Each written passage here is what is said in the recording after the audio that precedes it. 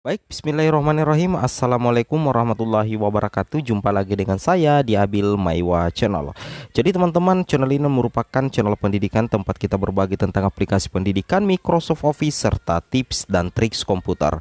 Jadi pada video kali ini teman-teman ya, kembali lagi kami akan berbagi sebuah video informasi terkait apa teman-teman ya. Di sini kami lupa buka tadi.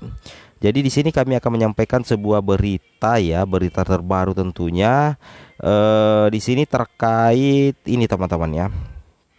Nah, terkait sebuah kabar gembira bagi guru P3K, bahwasanya di sini ada kategori guru P3K ini yang berpeluang mendapatkan tunjangan ya, tunjangan, tetapi bukan tunjangan sertifikasi teman-teman ya, tetapi tunjangan ini itu penghasilannya itu setara dengan sertifikasi. Tentunya ada kriteria-kriteria tertentunya teman-teman ya.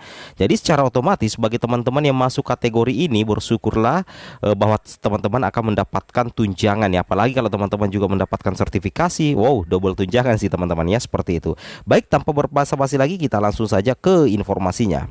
Nah, di sini kami sudah lihat ya pengumuman resmi, surat edarannya ini dari pemerintah Kabupaten Majene teman-teman ya, Dinas Pendidikan dan Pemuda Olahraga pemerintah Kabupaten Majene, yang mana baru-baru saja ini menyebarkan sebuah surat edaran Majene per 17 Maret 2022. Surat ini ditujukan kepada yang terhormat Kepala SD SMP se-Kabupaten Majene di tempat. Nah, perihal penyampaian ya, surat ini bernomor 414-442-2022. Nah, kita langsung baca saja kabar gembiranya teman-teman ya. Nah, disampaikan kepada para kepala sekolah bahwa bagi yang sudah terangkat guru P3K supaya tidak diusulkan penerbitan SK Bupati dan SK Dinas, serta tidak dimasukkan penggajian dari dana BOS. Ya, tentunya ini berlaku untuk semua daerah teman-teman ya. Ini berlaku untuk semua daerah di Indonesia, bahwasanya bagi guru yang sudah mendapatkan SK P3K guru, itu kepala sekolah sebaiknya tidak boleh mengusulkan untuk penerbitan SK Bupati atau SK Dinas, dan tentunya tidak bisa lagi dimasukkan ke dalam penggajian dari dana BOS. Alasannya karena sudah terangkat menjadi guru P3K dan sudah mendapatkan SK, seperti itu. Nah, di sini kabar gembiranya teman-teman ya, kabar gembiranya ada di bagian sini.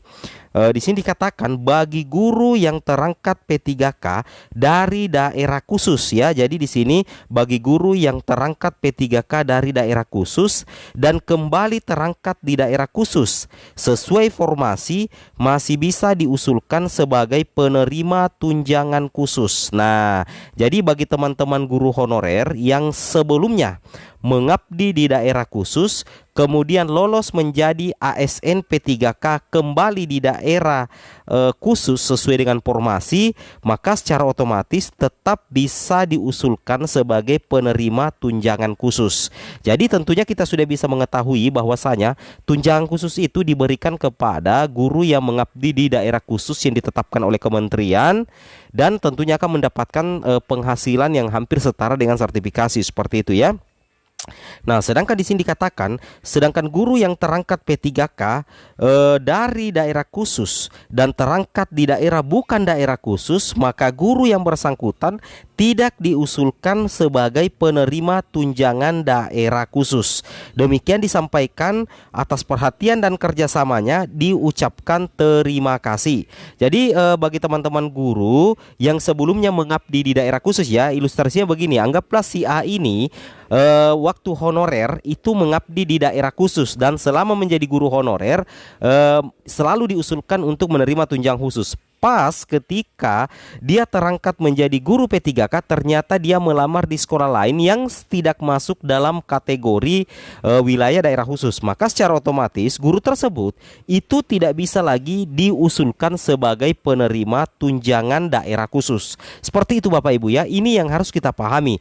Jadi nantinya teman-teman bisa pahami bahwasanya ketika teman-teman mengunci sekolah induk waktu tahap pertama dan menjadi SNP 3K di daerah khusus, maka tentunya teman-teman bisa bisa diusulkan kembali untuk menerima tunjangan khusus. Beda halnya apabila teman-teman mengabdi di daerah khusus pas terangkat guru P3K bukan di daerah khusus terangkatnya, maka secara otomatis tunjangan tersebut tidak bisa lagi diusulkan untuk teman-teman, seperti itu. Nah, di sini kita bisa lihat langsung petunjuk teknisnya. Kami akan sampaikan secara singkat dan efisien terkait petunjuk teknis penerima tunjangan khusus daerah.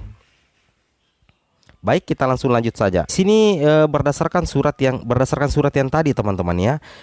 Tentunya di sini ada dasar hukumnya terkait penerima tunjangan khusus ya. Di sini dikatakan bahwasanya Peraturan Sekretaris Jenderal Kementerian Pendidikan Kebudayaan Riset dan Teknologi nomor 18 tahun 2021 tentang petunjuk teknis pengelolaan penyaluran tunjangan profesi dan tunjangan khusus bagi guru non pegawai negeri sipil. Jadi kalau dikatakan guru non pegawai negeri sipil berarti itu meliputi guru honorer dan tentunya juga guru P3K. Seperti itu Bapak Ibu ya. Kita langsung scroll saja ke bawah. Di sini kita bisa lihat ya, di sini teman-teman ya. Nah, admin perbesar. Di sini di pasal 7 dikatakan tunjangan khusus diberikan kepada guru non PNS yang melaksanakan tugas di daerah khusus dan memenuhi kriteria penerima tunjangan khusus.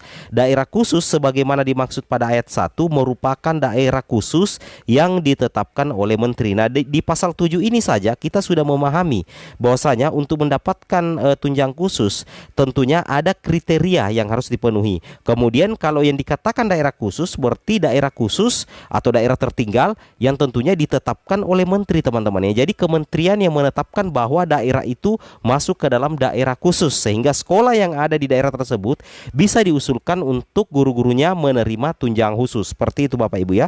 Itu yang harus dipahami. Nah, di sini kita lihat ya. Kita lihat, coba kita scroll ke bawah ya.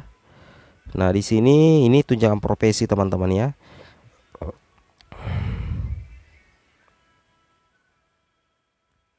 Di sini teman-teman ya, di sini. Oke, sorry ya. Oke. Kita scroll lagi ke bawah. Mana ya?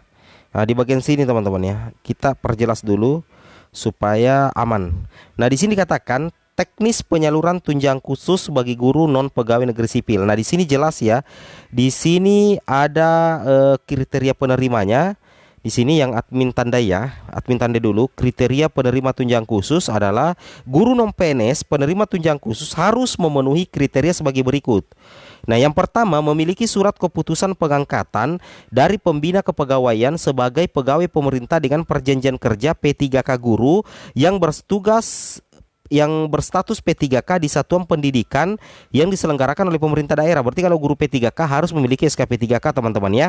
Kemudian memiliki surat keputusan pengangkatan atau penugasan dari pejabat pembina kepegawaian atau pejabat yang ditunjuk bagi guru non PNS selain P3K, berarti ini masuk ke dalam guru honorer di satuan pendidikan yang diselenggarakan oleh pemerintah daerah. Kemudian memiliki surat keputusan pengangkatan penyelenggaraan satuan pendidikan yang diselenggarakan oleh masyarakat bagi guru tetap yayasan, berarti guru swasta teman-teman ya, seperti itu. Kemudian syarat berikutnya, kriteria berikutnya adalah memiliki NUPTK ya. Jadi bagi teman-teman wajib memiliki NUPTK, kemudian tercatat pada Dapodik, bertugas pada satuan pendidikan di daerah khusus yang ditetapkan kementerian, ini yang admin bilang tadi, kemudian aktif mengajar dan tidak merangkap sebagai tenaga atau pegawai tetap pada lembaga atau satuan pendidikan lain. Kemudian besaran tunjangannya teman-teman ya.